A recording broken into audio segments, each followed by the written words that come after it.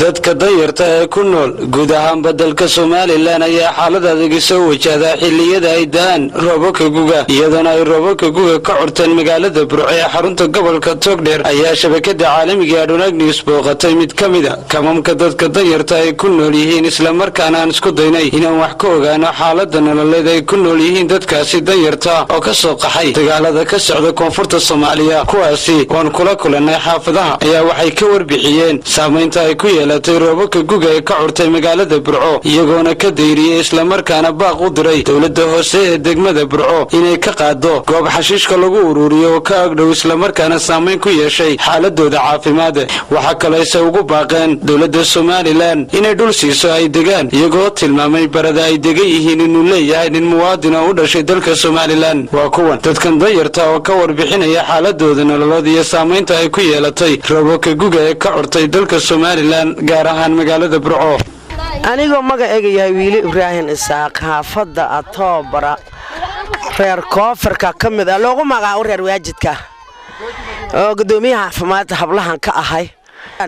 ilaahay intaana dhaweysay inta abaal nagu lahayn habeen dhibku ma arag habeenna ma dilin habeen tuug ma arkin dhibaatana noo ma geysanin barwaaqo magaalada markaan galna bariiska iyo burkaan soo daldalnaan soo tuuqsanaadaan doono waan ka dherigna Soomaaliland waxba kama sheegna abaalaan ahay Soomaaliland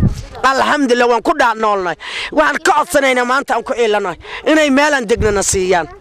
oo islaamnimo nagu siiyaan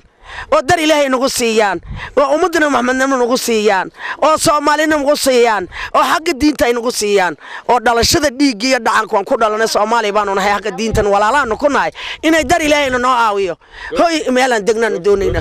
goobtaanu degnaan nin baale musqulay waa wada go'an way dumin yihiin dhiinaad u aragteen kulay idinka sheekeen maay meel suuliga xawaala qabura muslimkan suuli ka dhiganaan galnaa meelan aadnima ilaahay ba alxamdulillah rabbil dadka barakacayaalka oo degan Burco baagna ma garatay oo bay iyo boqol ka yimid roobkii baana helay si fiican buu noo helay guriyihii uu naga dudumiyay suulooyinkii uu naga dudumiyay ma garatay waxa dhibaatadii soo gaaray waxaan maqlay in suuliyaashii aad lahaydeen oo kale idinka dumeen waasaan bal naga warbixiyo suuliyaalkii way dumeen ilaa saacada aan kula hadlahay suulo dumarkii hadda meel ay fariistaan ma laha laasidda bay ku qaadeen ku xaaraan ma garatay oo gidaafada ay ku geeyaan ilaa saacada hadan kula hadlahay wax suulo aan galna hab yaraatay ma jirto waa ka markii hore suulooyin badan baan lahayn suulooyinka qaarna ana ka qodanay qaarna hay'ad baan noo qoday wixiina waa baabeen waa ka